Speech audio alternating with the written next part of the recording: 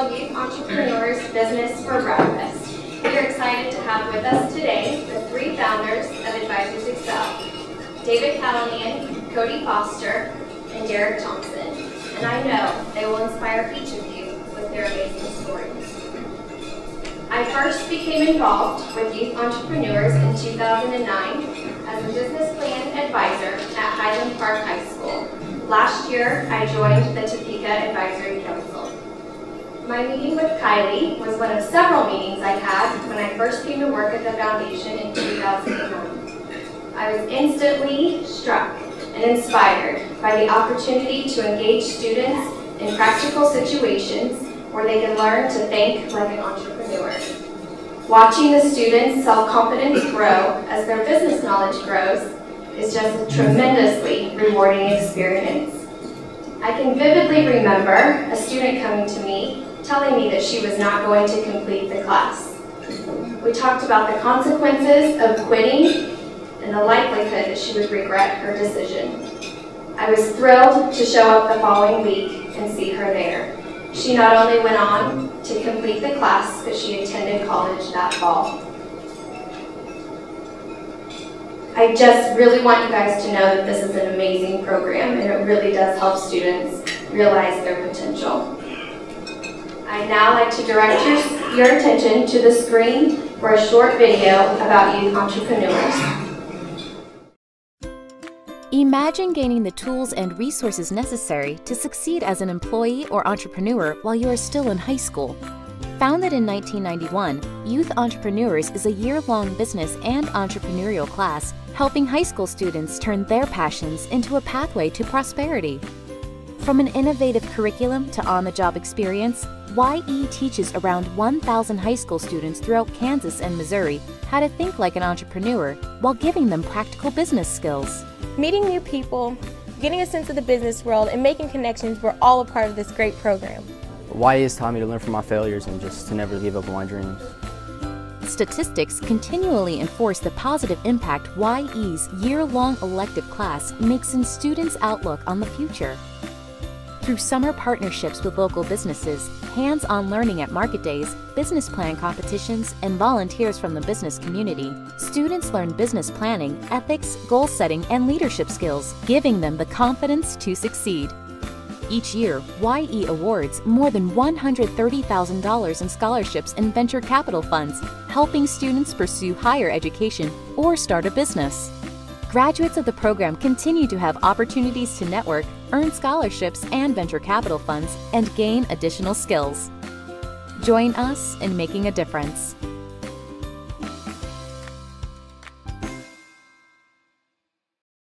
Please join me in welcoming to the stage the Executive Director of Youth Entrepreneurs, Kylie Stupka.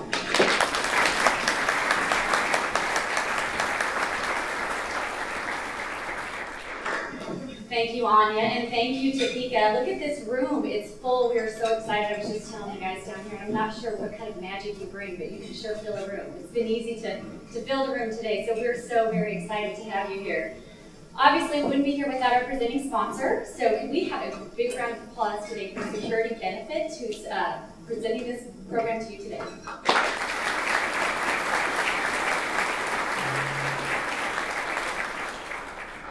There are also many, many other people that stepped up to the plate to support these guys today, and I would like to now just kind of mention this long list of sponsors that are bringing this program to you today. They include Capital Federal, Advisors Excel, McPherson Contractors, Delta Dental, the Greater Topeka Chamber Entrepreneurial and Minority Business Development Group, Schwert Design Group, Schwert Contract Interiors, Innovative Design Group, Howell Communications, Pulcinelli, Bettis Asphalt, Mid-States Materials, WIBW, and then all of y'all that bought a table, your name's on your table. We have a lot of table sponsors as well. Again, one more round of applause for that great group of people.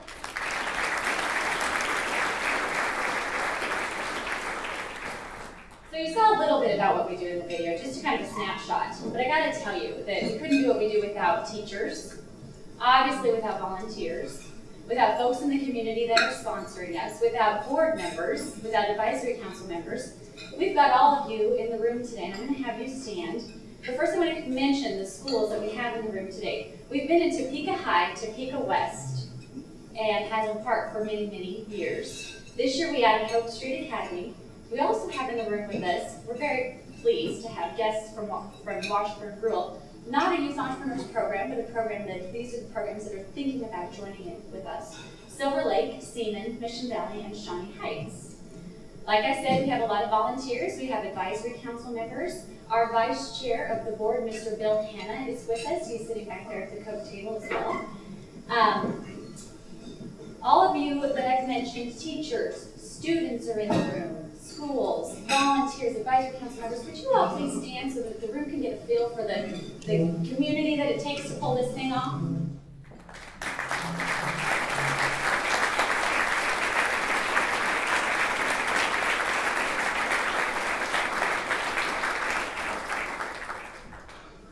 Youth Entrepreneurs starts as a year-long, hands-on elective class where schools, businesses, and volunteers work together with local students. In addition to writing and presenting a business plan, students learn how to use knowledge of business, economics, and knowledge of markets, most important, to make principled decisions and take intelligent risks so that they are equipped to do one of three things. When they leave the program, we want them to either start a business, we want them to go to work for you and be the most productive employee that's working for you, or we want them to go on to continue in post-secondary education. It isn't over after the class, however. Many of our students and alumni take part in what we're calling YE Academy, where youth entrepreneurs and our many partner organizations provide continuing education experiences. Because of many of you in the room, we've been able to provide our students with rich mentoring relationships, access to guest speakers, and summer internship opportunities. Like I've mentioned before, we're pioneering entrepreneurship education. We're providing a pathway to prosperity and opening doors for our youth that they never knew existed. I believe our young adults can create a more prosperous community, a more prosperous state of Kansas, and ultimately a more prosperous country. In fact, they're already doing so. When compared to a 2012 Gallup poll, youth entrepreneur students last year were 65% more likely to hold a job than high school students nationally. And nearly 20% reported that they got their job as a result of a direct experience with YE. Further, 11% of our students reported last year that they had started a business. One of our students we're very excited to announce, she could not be here with us today, Topeka High student Miranda Biggs. Next week we'll be attending a national business plan competition in New York City, representing youth entrepreneurs with her business, LOL Knitting. If you'd like to learn more about her, I'm going to encourage you to do so. She is competing for $25,000 worth of cash and prizes. And like I said, if you'd like to know more about what she's doing, she has an elevator pitch out there. And if she wins the elevator pitch contest, she'll bring home $2,500 instantly. So if y'all would Google Nifty, N-F-T-E, Google Nifty, go to the elevator pitch contest, find Miranda Biggs, she's your local Topeka representative, and vote for her. Vote for her every day. You can learn a little bit about her business, and you can support her in her endeavor next year with our youth entrepreneur staff as she competes for us in New York. I want to continue to challenge you though. Topeka has really become one of our greatest assets. The support that we're getting in this community is overwhelming. But it does take a community. It takes a community of people to support all of our alums. Successful entrepreneurs will tell you that without that community, they couldn't be where they're at today. The community involvement creates a momentum that's required for success. It takes an ecosystem of volunteers and business partners and financial supporters for young businesses to thrive. I get pretty excited about what we do, and I could stand up here all day and really get you jazzed. But you know what you really want to hear from is one of our students.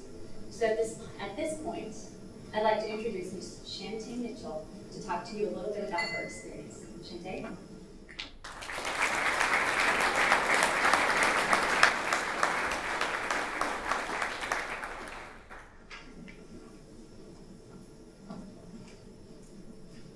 Good morning, everybody. My name is Shantae Mitchell, and I'm a junior at Washburn University, and I'm 20 years old, and I'm majoring in business administration.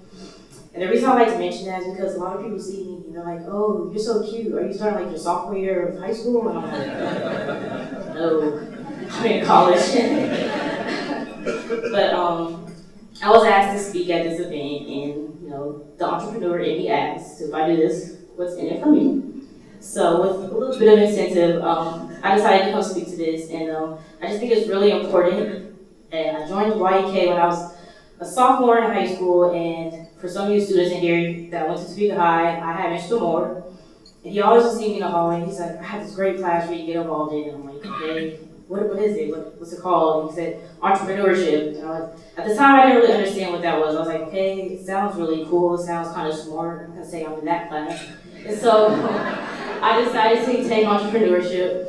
And it was a great class, honestly. It was the best class that I had because it was the first time I was able to connect the real world and being in a classroom setting.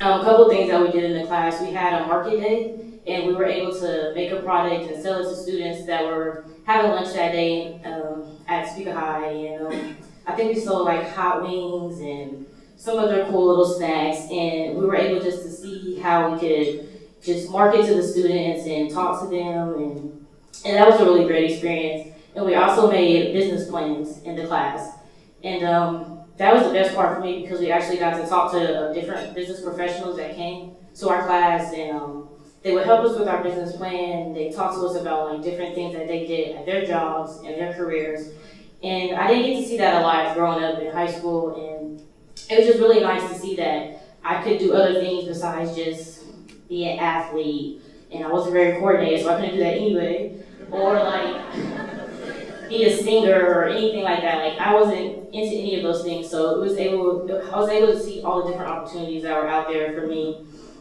And I had my business plan. I wanted to have a mentorship program for young girls, and I remember when I did my business plan, I got a C on it, and I was really disappointed because I was like, no, like I wanted to do great on it, but the business I had wasn't very profitable, so I didn't really have a great grade on it. So I was kind of disappointed for a while, and I was like, I thought this was something that I could really do. And I remember talking to Mr. Moore, and he was like, don't be discouraged just because you did bad on your business plan. And that kind of kept me motivated, and I decided to keep being involved in the program. And I applied for some scholarships, and I actually got a scholarship to go to Washburn. One of the scholarships that I got to go to Washburn. And so from that, and Mr. Moore, he just really kept inspiring me to just stay involved. And even now, to this day, I'm still involved in the program. And I actually got to do a partnership with Westar this summer. And that was a great experience. It was a 2-week partnership, and I learned so many things about the company. And like, it's an energy company, but there's so much more to it, and all the different jobs that are in it. Like, there's biologists and human resources and accountants and just social media people. Like, there's so many things, and it just continues to inspire me to want to keep going and get my degree and hopefully just stay involved. So that's really all I have. Thank you.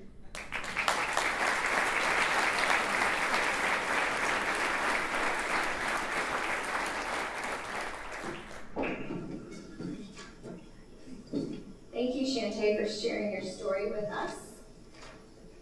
Now, for what you've all really come here for, I want to first introduce our moderator, Mike Kiley. He's the Chief Executive Officer of Security Benefit Corporation, who is our presenting sponsor today. Security Benefit is a 121-year-old Kansas-based insurance company. In recent years, it has become one of the nation's fastest growing companies in the retirement market. That growth is thanks in large part to the extraordinary vision and partnership of Mike and his management team, who have forged their partnership with today's featured entrepreneurs. In addition to his role as CEO of Security Benefit, Mike also serves as Vice Chairman of Guggenheim Investments. He has more than 25 years of management experience in the insurance, mutual funds, and retirement savings industries. Prior to joining Guggenheim Partners, Kiley has served as President and CEO of Chicago-based Van Kampen Investments, President and CEO of Morgan Stanley Funds Distributors, President of the Travelers Portfolio Group, and held executive positions at AXA and Guardian Life. Our featured speakers today, Derek, Dave, and Cody, are all Washburn University alumni and founders of Advisors Excel.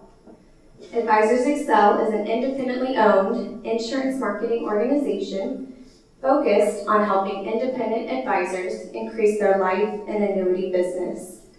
Since being founded in 2005, they have grown production of Advisors Excel from just $45 million a year to over $4 billion this year. The last 15 minutes of this program will be reserved for questions from all of you. So now please sit back, enjoy the program, collect your questions, and welcome Derek, Dave, Cody, and Mike to the stage.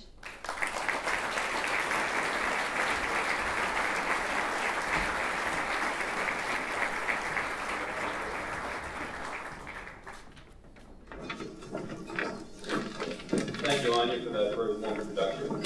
Good morning. I'm honored indeed to participate in this program and to support the great work of youth entrepreneurs. I'm also excited to help my friends and partners at Advisors Excel tell what it is a truly remarkable entrepreneurial story. But before we get started, just a word about my younger brothers over here, and I do view them as such. In nearly 30 years in the financial services business, I've worked with some of the best, the biggest, and the brightest, from Morgan Stanley, Merrill Lynch, and Citigroup. And during that time, I've never met anybody or any team with the dedication to excellence, the drive, and creativity as the three boys from Kansas. So to our YE members, if your goal is to be a successful entrepreneur, you will find no better role models anywhere than Topeka's own Derek, Dave, and Cody.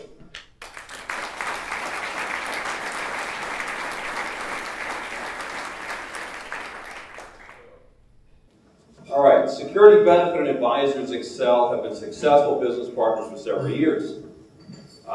So guys, for those in the audience unfamiliar with Advisors Excel, will you share your story? How did you meet?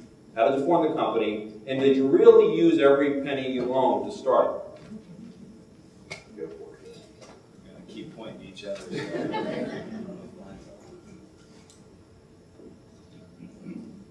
Okay.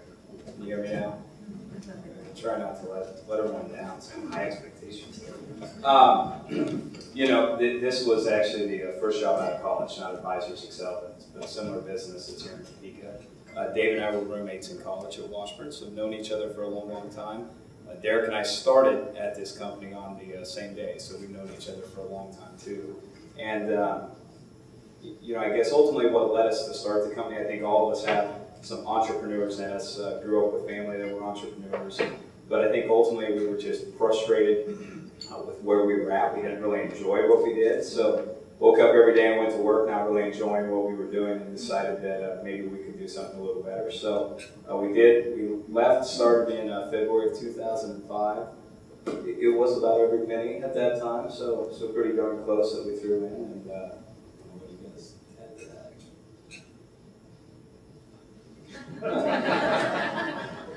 I think when we started, we had a vision of being able to make a difference for clients ultimately. We work with independent advisors, as they said, all over the country in partnership with insurance companies. We work with 20. Security Benefit is our largest and best partner that we have. But in our business model, we really had a vision for hand-selecting the people we wanted to work with, and then ultimately making a true impact on their life, helping them grow and expand their practice, which ultimately impacted retirees. I think that vision for us was so important, and we really didn't see it filled in the current space. So many of the companies that were doing a similar thing to us were not really focused on helping people truly build a better business. They were more focused on kind of volume-based business, how many people could they sign up, some of those type of things. For us, it was more about we wanted to have great relationships and help people grow. We were very fortunate at a young age to be thrown into some leadership roles at our old company. It wasn't because we were smart, it's because our boss at that time was paid off the profitability of the company, and he could hire these young guys. He didn't have to pay them anything. So, but it was great training. So we learned a lot, and it really catapulted us into starting our own business. So, just to put a little bit of context around what they're saying, their production this year was $4 billion. will be twice the size of the nearest competitor. And if you think about entrepreneurship, to take risk, have an idea, have a passion for it, and put your money and your name on the line, and 7 years later be the best in your business, that is an unbelievable accomplishment. You've worked hard to achieve tremendous success as the fastest growing independent market organization in the industry. Describe what entrepreneurial skills you've used to position Advisors Excel as a national trendsetter and leader, and what were the keys to your success? I'll take one and let these guys bounce off. I think we have a whole bunch of them when it really thinks about it. I always like to start with, businesses are just a simple collection of people. Your success or failure in your individual business will be directly attributable to your ability to manage and lead great people and engage them. I was thinking on the way over here, we have a gal on our team named Sherry Pike who actually manages our catering and all of our food service internally. And I'm not a big Facebook guy, but I get on, but probably once a week. And every morning she posts something that says, "I'm going to work to make the awesome blossoms." That's weird to me, but I will say this. That's a person that's very engaged in a business. She's very, very dedicated to business, and we're blessed in Topeka. We've been able to find over 200 people that every morning go with the attitude that they're going to make the awesome blossoms. If you can create a culture of people that are focused on those type of things and have that in their gut, where they're so engaged in business, they love showing up every day, it makes a huge difference. And I believe over the 8 years we've been doing this, we really have been able to collect some of the best people that just love what they do and work their tails off for us. It's really the team. We get the chance to sit in the chair with the three of us and tell the story. There's 200 other people that are really the reason we set the chairs. So I think that's what I would start with for one. Yeah, I don't think there's any class you can take in school to learn how to become an entrepreneur, but you got to find something you're incredibly passionate for. We're big on competitive spirit. You don't have to be the most competitive athlete. I'm talking about just in life in general. We try to focus on people, and I ended up probably doing, one of the things we implemented recently was, now that we have 200 people, we don't do all the hiring ourselves, but we do, one of the three of us do sign off on every individual that comes in and eventually goes to work for us. And we typically spend 10 to 15 minutes with them. You'd be shocked, probably, and these are people our team management team are wanting to bring into the company. We probably turn away 20% of those people. You can typically find out, at least in my opinion, in the first 10 to 15 minutes, whether somebody has that competitive spirit with life or you're incredibly passionate about something. And those are the things we look for. And I think we've been able to spread that down throughout our company with all 200 people, and everybody's out to achieve the same things, and really it carries on. I think it's a huge part of our success. Well, I tried to make some notes, so this would actually be valuable for you all, because everyone built it up, so I'm afraid we're going to disappoint. I think that I say this all the time. I tell our advisors this. I think the company that provides the most value to their clients always wins. So I think the number one question we're asking all the time amongst the three of us and our leadership team and our employees is, what can we do to add more value? So how do we add more value? And I think we're constantly focused on that, which I think is key. Focus, I think, is really, really important. I think some of our competitors aren't sure exactly what they want to be, and one of the things that we did very early on is figured out exactly who we wanted to work with and what we wanted our company to be about. And we've been able to keep that focus even as we've grown. And then I think the final thing I wrote down that those guys didn't have was trust. I think it's a huge thing today, probably more so than it's ever been before, because I think there's a general lack of trust sometimes with businesses out there. And I think our clients really, really trust us. We've worked really hard to build that trust. To the point, I say there's some great ways to build trust, I think, that are important, that we try and work on a lot as a company. One is consistency. So just making sure that you're consistent in your interactions with clients is really, really important. So the more consistent you can be in that experience that they have with you, I think the more you build trust. Speed is a great way to build trust. So I say all the time I was looking for a landscaper, and I'd call some and I wouldn't get a call back for a week. That doesn't establish a high level of trust for me. So the faster you are in your interactions. And then I think one of the things that's helped us probably the most is we're not perfect, so we've made a lot of mistakes along the way. And actually how you handle those mistakes can go a long way in actually building trust. So some of our most loyal clients are ones that we've screwed up majorly along the way, and just made sure that we've made it right as we've done it. So that's what I got. An IMO is a loose configuration of financial services producers.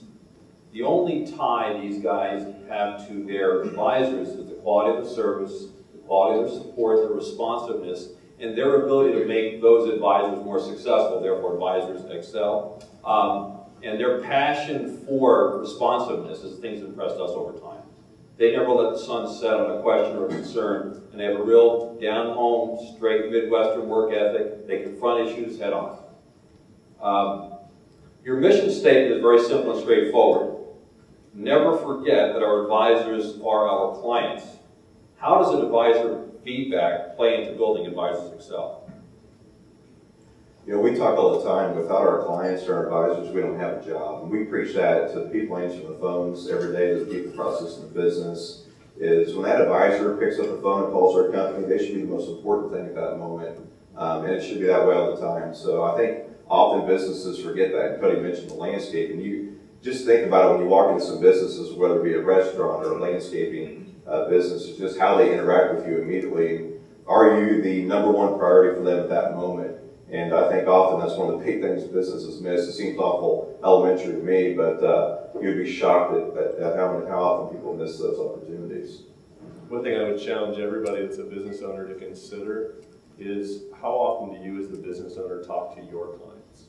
I think too often it's really easy to delegate down relationships and have a lot of other people talk to those. Cody, Derek, and I still each have a list. There's 33 people on each one of our lists, so our top 100 clients are called by Cody, Derek, and I once in a quarter and had a conversation with.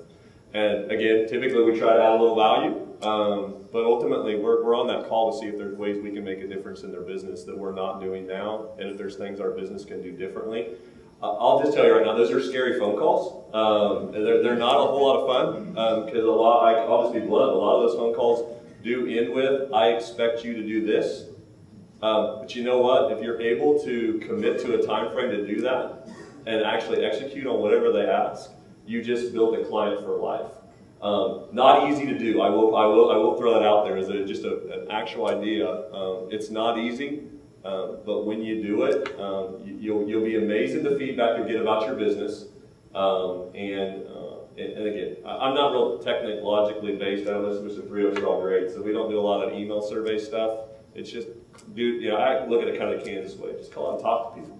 Have a good conversation. And that's been really big for us over the years, and we've been doing that pretty much forever. It's always been part of the business. Back to the building trust, don't ask for feedback unless you're actually going to do something with it. That's the quickest way to let the client know that you don't really care about their feelings. So if you're going to ask for feedback, you better act on it. You actually need to follow up with them, otherwise, you're basically telling them you're not listening to them. One thing I'd add, feedback's huge for us. I mean, they kind of demonstrated that, but I think you also have to understand your client's business so well that you can maybe see things that they can't because they're inside the business so much. I think Henry Ford maybe said, if I would have asked people what they wanted, they would have said faster horses. So I think sometimes you're definitely taking that feedback and you're using that feedback maybe to make I don't know if incremental improvements would be maybe the right way to describe that, but it probably is. Our advisor feedback allows us to improve certain things that we do, but I think when we're trying to look at big game-changing ideas, you also have to understand their business so well, and you only do that by spending a lot of time with them, to where you can come up with things that they're not even necessarily seeing out there. So feedback's huge, but I think also really digging in and understanding their business and what are the pain points and what are the challenges they have and what are the opportunities that they have. Because sometimes the client's not necessarily looking at those. Interesting if you think about it for a second. In the 7.5, 8 years these guys have been in business, 5 of those years were during a rather significant economic downturn. One of the first casualties of an economic downturn in client relationships because the advisor doesn't communicate with his client. They've made gains at other people's expense because of their focus on service and follow-up. As a business partner, I've experienced the high-performance, results-oriented culture you've built at Advisors Excel. In fact, TK Business Magazine recently designated Advisors Excel as one of the most positive work atmospheres in Topeka. Tell us more about how you lead and inspire and motivate others. Well, start, I guess. So talking a little bit about culture. I don't want to oversimplify this, but I think the golden rules is a really easy way to build a great culture. So we try and treat people the way that we would like to be treated, I think is a big key to that. I think it's also important to understand what you want your culture to be, instead of trying to make your culture something that you're not, making your culture fit who you are as a person. You know, I like to read a lot. You read about great cultures, you think of like a Zappos, right, has a reputation for this great culture, but that's not a culture that would fit who I am. I don't want people showing up in shorts and t-shirts and shooting basketballs all day long. So really understanding, I guess, who you are and what you want your culture to be, trying to build around that.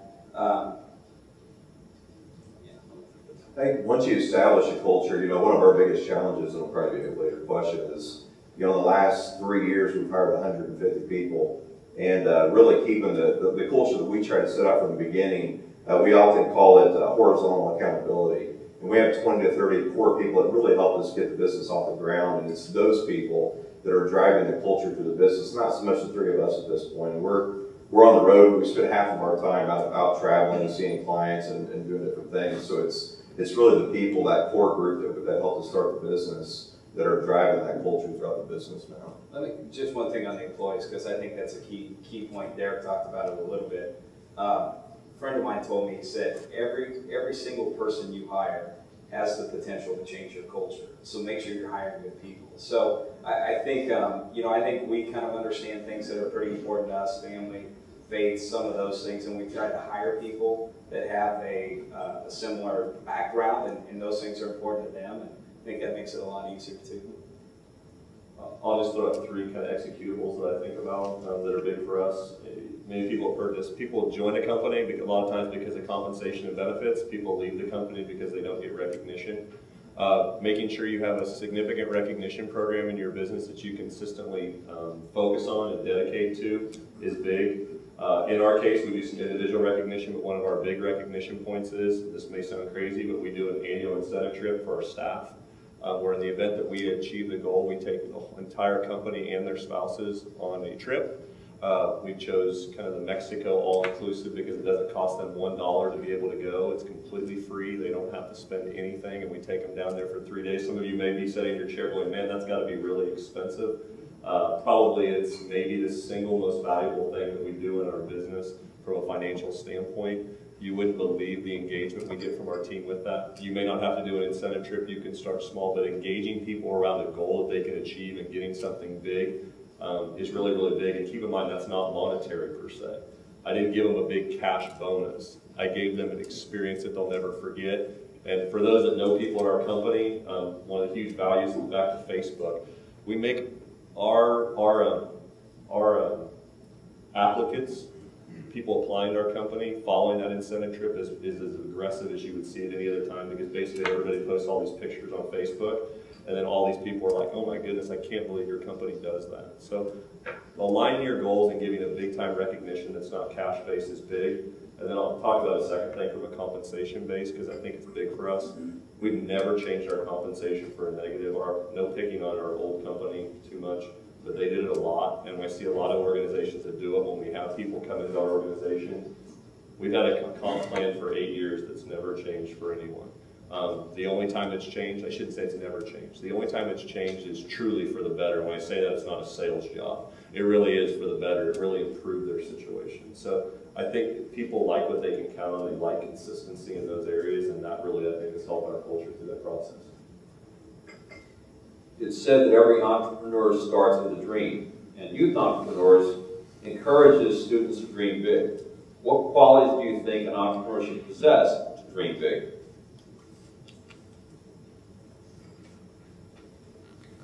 When we first started, I will tell you, I think in any business model, you have to find something that you're very, very passionate about and want to achieve. When I say you want to achieve it, you've got to find a pain point.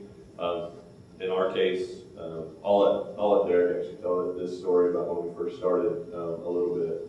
why don't you tell them kind of what gave us for the $1 billion goal, kind of how that looks. I think that's good to kind of establish, having something focused and a goal that you're going to achieve mentally. I'll give you the clean version too. It was an establishment here in town, but actually when I went and told these two left a year before me at their old business, and we're actually just financial advisors here in Topeka. But fast forward, we got together, decided to start competing FMO, and I told our boss at that time that I was leaving. He asked if I'd come out and have a couple of drinks with them, and was trying to figure out what was going on. And I told him what we were doing, and we were throwing. It was $135,000 at that time. I cashed in my 401k, which isn't always the best thing to do, but it worked out in this situation.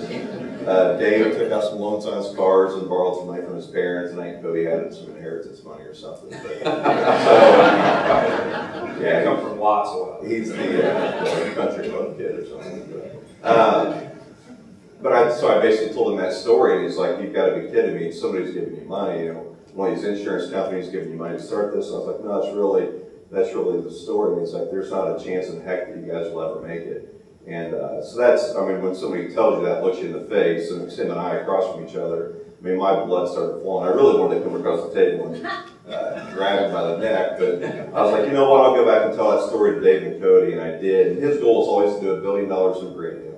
And he's actually a friend now. We get along well, and it's like he's a bad person, but he was upset that we were going and going to compete with him. But his goal is always to do $1 billion in production, and we actually never got there. Our best year was $800 million premium. So when we all set out, we were going to do $1 billion in 5 years to prove him wrong, and we've been blessed to be able to do that. So, and I dare tell that story because I think if you can find something in business where somebody tells you you can't, or there's something that you just absolutely in your gut refuse to lose because of, I think it'll make a huge difference in your business. It did for us, and still does today. Even today, we look for, again, as Mike said, we've been blessed to stand at the top of the heap, and that's all great. But today, we strive to out-achieve every insurance company in our space, which that may not make sense to you guys, but what I would tell you is it's another goal that people looked us in the face and said, that'll never happen. You can't do that. That's not doable. And I look at it and just say,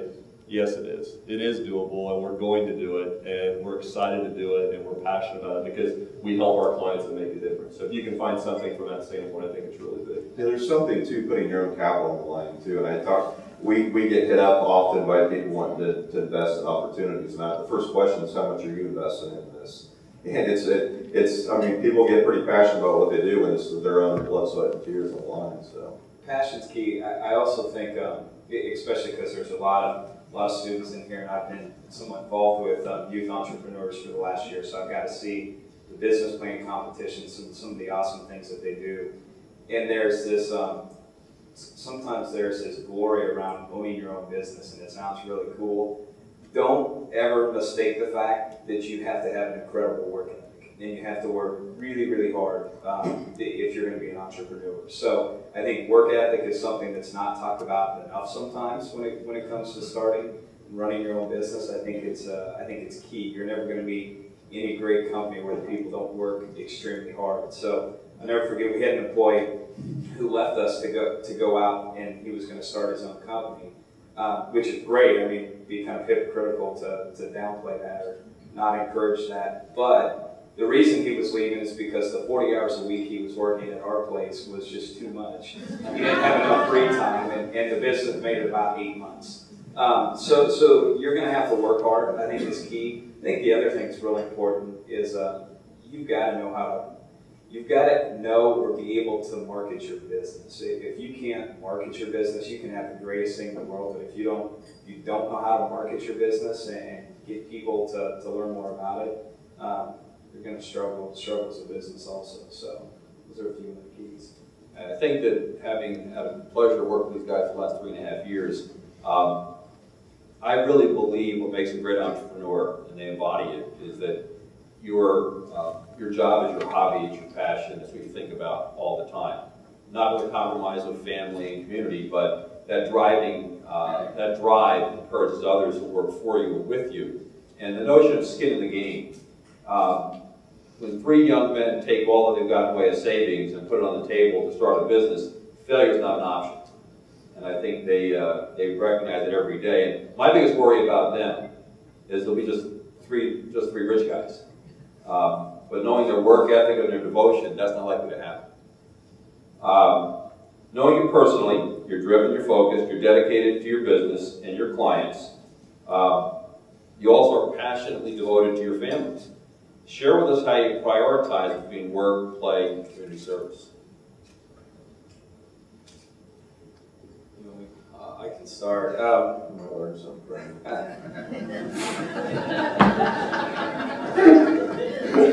I think, you know, a few years ago, as your business becomes more successful, obviously a lot more opportunities come your way. So one of the challenges is just how do you balance all those things? And you get asked to volunteer and be in a lot more organizations and stuff like that. And I went through a program and they had me write out a life plan, which is basically, you know, when your life's over, what do you want said about you? You know, it was an incredible process because it really helps you prioritize the things that are maybe most important to you. And for me, that was my faith, my family, and Advisors Excel, those three things in that order. So I think you have to realize that time is limited, and anytime you say yes to something means that you're saying no to something else. So I prioritize those three things in my life, and frankly, I'm not involved in many organizations. I've turned down a lot of those opportunities because while they're important, and I know there's a lot of amazing people in here that do a lot of amazing volunteering work in those just aren't my top priorities for me, so I try and prioritize that way and say, hey, is this in line with what's a priority to me? And if it's not, I know my time's limited, so I say no to a lot of things. It's definitely a big challenge. My wife would probably love to answer this question. I think she talks often, and it's something you got to do, is that I never disengage from the business. I mean, you're constantly thinking about it. And these guys do a lot better job than I do of it at night anyways. But, you know, the cell phones are horrible because you got email on there and you got people trying to get a hold of you. And if you can just commit to putting that thing down, and I do a really good job at it until the kids go to bed. And then, you know, when it's time to actually spend time with your wife and stuff, you get caught back up with the business. But it's a big challenge, and it's something you really got to commit yourself to, because if you're not happy in your home life, the business, I mean, it doesn't work. It's got to be an equal balance. And, you know, we've got, you know, 3 beautiful kids, and you, like Cody said, time flies by, and that's something. You can have all the money in the world, but if you're not happy at home, and, you know, you wake up one day and your kids don't even know who you are, that'll be something you'll really regret. I went through a similar process that Cody did. To add to the end of the list, I follow the exact same thing: faith, family, business.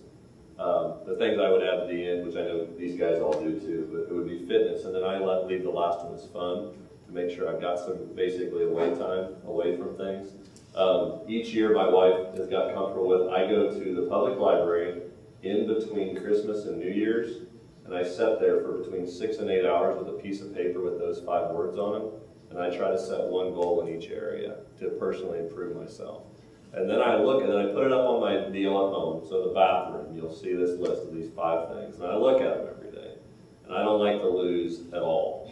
And so I'm going to pretty much do whatever I can to try to achieve those, because I think it makes a better me, and it impacts those 5 areas of my life in a really positive way. And I want to do that. So that's big. And then I'll throw out one other thing. I was lucky. My pastor took me through a process about 1.5 years ago, and then committed to once a quarter just sitting down with me. And if you're not scared to be honest with somebody about some of the deep, ugly things in your life, and then trust that person to give you honest feedback to try to make you better, you will get better. Again, we have conversations about all kinds of things that go on in my life, and he's really, really good to basically just say, well, that doesn't make any sense, David. That's not what you should be doing. There's value to that. I will tell you that. And again, Derek mentioned spouse. You know, your spouse could be that person for you, but if you can find somebody else that you're comfortable with to just say, hey, this is what's going on in my life, this is the reality of what I'm living, and then listen to that person, take that feedback, it'll make a big difference for you. Again, in my life it has to be my pastor, but again, for you, it could be anyone. That brings up a good point. You know, often people say you're only as good as your inner circle. And everybody needs good mentors in their life. You need those people that won't tell you how good you are, they'll tell you the things you need to improve on. And really the people you need to go lean on when you're having a tough time. So I think having mentors in your life and an inner circle that you can go to with anything and isn't afraid to tell you, hey, you're slipping up in this area and can come up and confront you with it. Not be that friend who'll sit back and tell you how great you are, but maybe talk about you behind your back about the things you're not doing so well. So before we start taking questions from the audience, one last question. What advice would you give to an entrepreneur or any one of our YE students who is contemplating starting a business? I've got two that I think are pretty easy. And I heard Shantae, she mentioned this a little bit. The first one, I think you've got to figure out, first and foremost, how you can add more value in what you're going to do than your competition. So if you can't, at a base level, figure out how you can bring more value to your potential clients, I think your business is going to struggle. So really identifying that, figuring out what that is for your business. You know, if you were going to start a sandwich shop and sell $5 foot longs, it's going to be tough to compete with Subway. So you've got to figure out how you can be more valuable to the potential clients you have. But I think the second thing, and this is what Shantae mentioned, is you've got to figure out how your business is going to make money, because ultimately if the business isn't profitable, it doesn't do anybody any good. So you can't hire people, you can't stimulate this economic growth. So figure out how you're going to make money in the business, I think, is a really key. And that was actually, to give a youth entrepreneur's plug here, when I went through the business plan contest. So for all of you in the community, this organization is awesome. And I sat through and watched probably 8 to 10 high school kids literally lay out this entire business plan. They've done all the research, how much rent's going to cost, how much they're going to have to charge, how much they're going to make. So I saw Miranda's presentation. And that's one of the things that I think is amazing about what they do, is making sure that people understand how to make a business profitable too is really, really key. I forgot what I was going to say. I could have just rambled, but I chose not to. I think Cody brought up earlier, you got to market your business. You can't be the best kept secret in town. You got to get out and market your business, and then, like you talked about, creating a tremendous amount of value. That's been our biggest reason, in my opinion, for our success. Is we're in an industry where there hasn't been a tremendous amount of value brought to our consumer, or at least our clients, and we bring a tremendous amount of value to our people. And people like to do business with people that bring a lot of value to them. I remember, this isn't rocket science, but don't settle for average. If you're gonna be part of something, you're gonna do something, you need to be the best at it, or make every effort to be. It doesn't mean you ultimately will be the best at it, but there's no reason not to strive for that. As I look at businesses, Cody used the concept of a landscaper. We both work with some, I won't name any of them, there's no reason for that. But I will say this, it didn't feel like they wanted to be the best. It felt like they wanted to get a job done. And that's no disrespect, it's just, if you want to be an entrepreneur in this game, you need to try to be the best. And I will throw a plug out to a couple guys in the room that we worked with their companies to help us build our building, which was McPherson and Swart Design. And I would tell you, as comparing them to the landscape businesses we saw, if you guys ever get a chance to come by our building and see what the thing looks like, there were people that were involved in that process that wanted to be the best. And you know, again, I'm kind of the penny pincher in the business. So they'd come up with these ideas and I'd be like, dude, that's really expensive. I don't really want to spend that money. And they both look at me and go, you need to spend that money. And I'd be like, no, I don't want to spend that money. And they'd be like, no, you need to spend that money.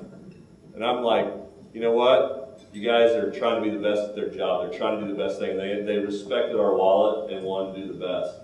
I use that as just a real life example of companies that want to be the best at what they do, not just do average. If they would have let me do some of the things that I wanted to do, we end up with an average space. But because they had a desire to be the best in the business and coach their clients, I was their client.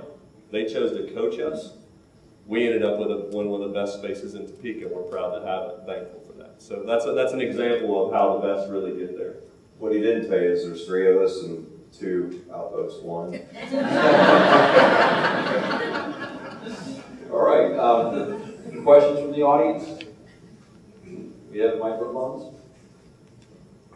This is it. One thing I add to that last question, and maybe more so for the students, is I think I read like 92% of people never read another book after they graduate from college. And one of the things we talk all the time to our our advisors about and our clients is you have to accelerate your learning. If there's areas where you're not good, you've got to learn it fast. And I think just reading and not that their formal education is great, and I highly encourage it, but you know, I'd rather read how Steve Jobs builds products and launches those products than hear someone talk about it in the classroom. So there's so many great books and resources. I mean, today probably more than ever before. So just, man, if you don't know something, go learn from people who really know it. And reading's an easy way to do that. So I know Cody can throw out some book names, that's good there, but I'll just throw out one that it's literally the last book I just finished on a plane ride home. I'd read it twice.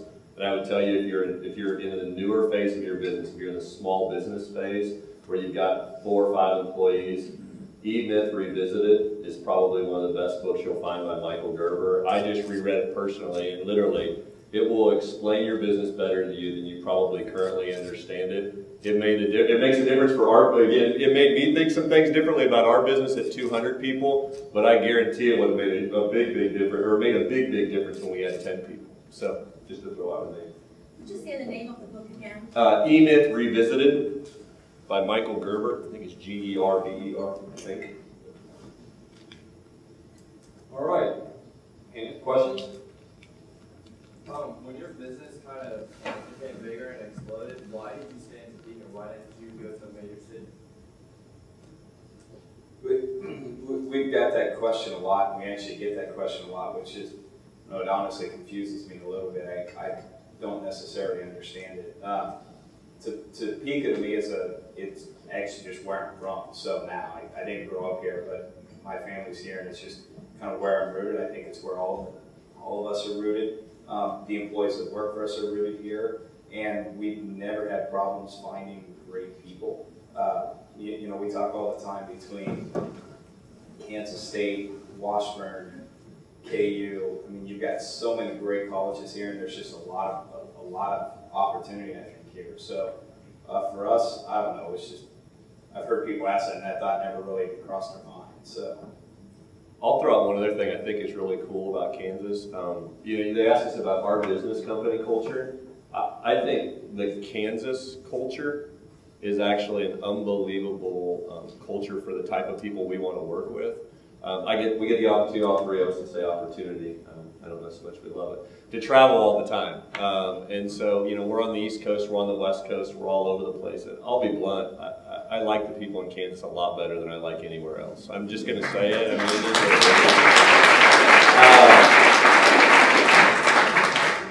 mean, he's from the East Coast.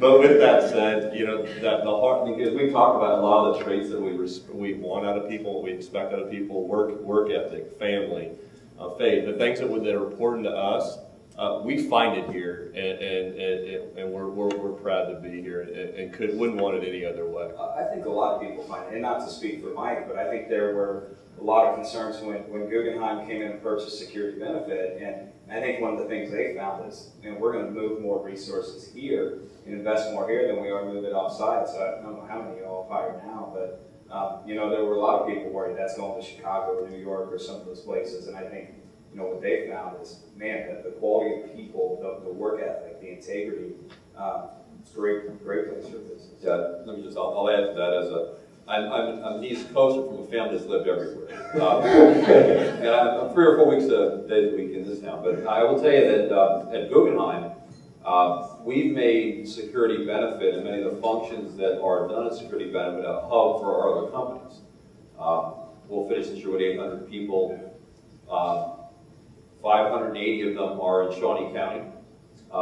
And we are moving over the course of the next few years over 100 functions from other parts of the country to Topeka. And as I was pointed out, K-State, KU, and Washburn are a big part of it. And a good work ethic and people like these folks.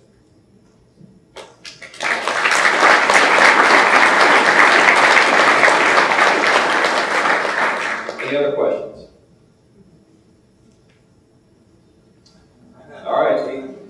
You guys said that in the past 3 years that you hired 150 people. What made your business kind of explode in that 3-year span?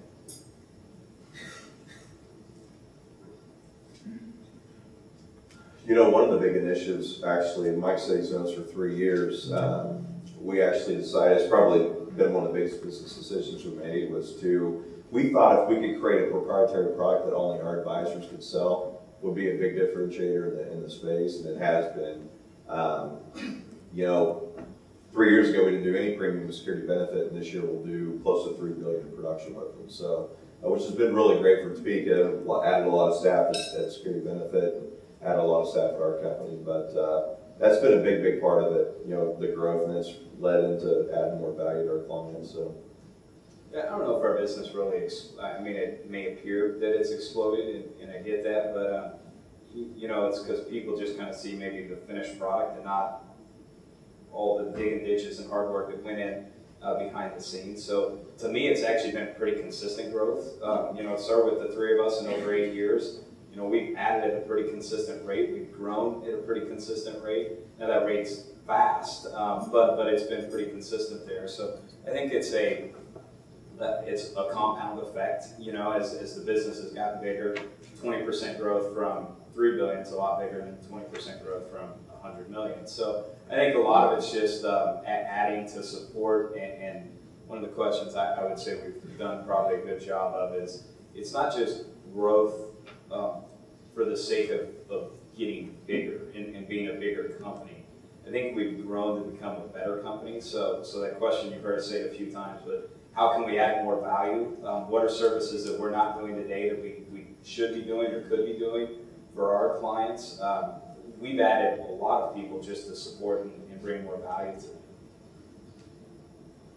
I'll just share one concept because I think it applies to a lot of businesses, and it was how we kind of got thinking about growth in our business and how we wanted to do it long term ago. This was when we first started. My old boss explained this concept where he said, look, the way you build a business is you got this house and you shove people through the front door. And you need to shove as many people through that front door. The reality is people are going to go out the back door. You're going to have people going out the back door. But as long as you shove more people in the front door, the house gets bigger. When we start our business, we're like, well, why don't you just shut the back door? I don't know if that applies to your business or not. I hope it does. I really do, because if you really look at our business, and Cody and Derek both emphasized on what they just said, but how do we shut the back door in our business? Hopefully you've heard the answer. The answer is we provided more value consistently to our clients over and over again. And if we did that, they would never want to leave our group. And I don't care what business you are, the way you make money, I think in any business, is repeat business. You get business over and over again, no matter what your client looks like. And if you can figure out how to shut the back door, your business will grow. And for us, I know hopefully that simple concept is valuable to you. It was very valuable to us. And again, it is really what it was. We're able to have controlled business in the number of clients we bring on because we don't let anybody leave. Or we don't, that's the wrong word. No one chooses to leave. I'm sorry. No one chooses to leave. So hopefully that's right. Anyone else? Sir. You're in a very competitive business. There aren't a lot of barriers for entry from competitors. So what keeps you up at night? What do you worry most about? When things are going well, what do you wake up in a cold sweat in the middle of the night worrying about? You know, it hit me probably when we moved into the new building, is the fact that it's not just the 3 of us. Now we have 200 families in Topeka that are relying on us 3 knuckleheads to make the right decision. So that's one of them. And then probably, I try not to worry about things that are out of my control. So a lot of the big things could have a big impact on our business, probably are out of our control. So if I spent time worrying about that, it would just be stress that's unwarranted. So I think Mike brought up one that is very true about us. We can't end up 3 rich guys. What I mean by that is we can't end up being arrogant and disengaged in our business. We're not today. We are as aggressive as you would find. Honestly, we know every day, I wake up every day thinking about the fact somebody can kick my tail tomorrow. Like the conversation we're going to go have back at the office after this is we've seen a couple competitors that are getting very aggressive. And we need to make sure we're staying on the absolute top edge of providing value to our client every day. I think having the idea in your mind that no matter, that somebody always is coming. And so I don't know so much it wakes me up at night, but I do wake up every morning thinking about the fact that we got to get better. Just because you're at the top, it doesn't really matter. You got to keep climbing the ladder. One of the other guys we read is a guy named Darren Hardy, a book called Compound Effect. He talks about Big Mo. Our business has a lot of momentum right now. As a security benefits, we actually talk about this together between us and partnership. We got a lot of momentum right now. You better keep the ball rolling, because if the ball ever comes backwards, that ball ever rolls back, it's a lot harder to get the thing moving again. And so I think I personally think about that a lot. I think, and I don't think that's a bad thing. I think we talk about healthy paranoia to a degree. You know, I mean, paying attention to those things. And I think the number one thing that any of us ultimately is probably making sure that our company is not becoming something we don't want it to be. So, and I think probably the thing we stress the most is, and I've seen it as companies get bigger, is losing that focus on your end client, which for us is these independent financial advisors. So I think as we've grown, one of the things that we've had to do that was probably honestly a little foreign to us, we weren't all that good at it, is communicate a lot better. In fact, we're probably awful communicators, to tell you the truth. Our wives would probably all agree on that. And as we've gotten bigger as a company, when it was smaller, you could lead by example. You know, you could touch, when you had 20 employees, you saw what everyone was doing every day. You were engaged and involved. When you have 200 or so, it's hard to do that. So I think becoming a better communicator, with the focus always being the story's the same, and it's about our client and making sure that people get that. And then there are consequences if people don't understand that. So, I mean, we're very clear to people, and some people think we have a family-style culture. I don't think that's necessarily true. I say all the time, we have a performance culture. I mean, we may love you, but if you're not performing, you know, we're just not the place for you to work at. So I think that's been a big key as we've grown also. So I'll share a story with I've heard Cody. Cody does a good job internally, or has, especially of late. Well, as the business got bigger, we'll have people that will come in and we'll be sitting in a leadership meeting, and somebody will say something to the effect of, well, this idea would make everything a lot easier around here. And Cody will follow up. I've said it many times. Was that best for our client? And to be blunt, the answer is no. It's easier for us.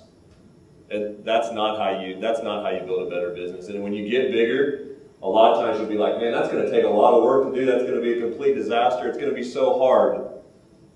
Those are the ones that really make you money. You got to always think about that end client. It can't be just because it makes a process easier internally that you're going to do it if it makes it harder on your clients or makes it harder to work with your group. We've seen that over and over. You see that over and over again in businesses, but you've really got to monitor that and watch that and what you're doing in your business. One thing I've seen these guys, they are tremendous stewards of momentum.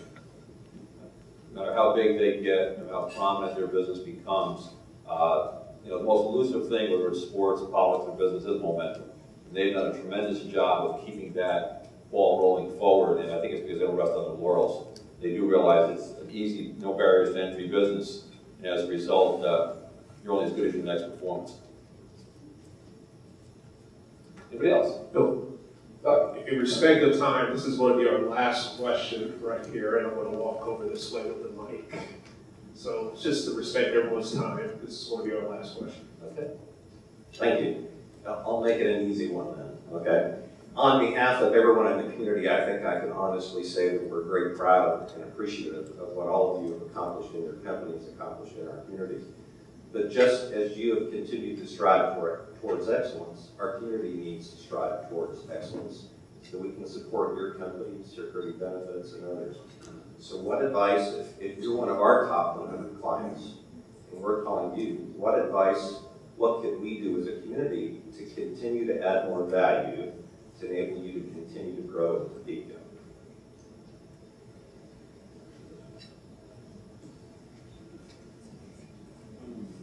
We think a lot about our business.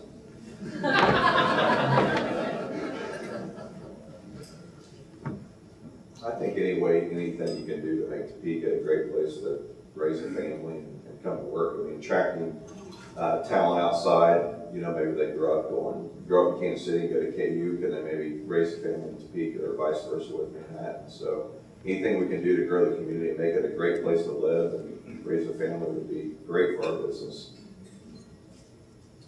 Yeah, I will. Yeah, I don't know if I have a great answer, but I will tell you, I mean, we do have a decent amount of staff that lived here at one time and now live in Lawrence. As they've increased their personal earnings, they moved to Lawrence. Again, I haven't asked all the questions exactly why they've retained those people, but if I was to give advice, I think asking those people potentially those questions, doesn't mean we can't help you do that. But I do think that's important as to why they're choosing to do that as they grow. Most of them, again, in our business, a lot of them are, you know, between the ages of 30 and 45 or 30 and 50 in that range. And just having the conversation with, you know, why are you not staying in Topeka, and then filling those needs. I think that'd probably be the direction I would take. Topeka seems, I've been here for a while now, seems to be heading in a more positive direction than it's been in a long, long time. So I think for the longest time, I hope I don't offend anyone in here, but it didn't seem like we had a clear direction and plan, and it seems like that's coming together. Get some great leadership in place, and I think all those things go into making, I think what they said is probably key. There's some great businesses here. Just being able to build a community that attracts people to Topeka, I think is a great thing. So. Well, let me close by saying that, as you can see, not all that couple are talking about themselves, but there's a great dynamic between them. They don't brag, they don't boast, they let their work speak for itself, and I think that their families, their parents, and this community should be very, very proud of these guys.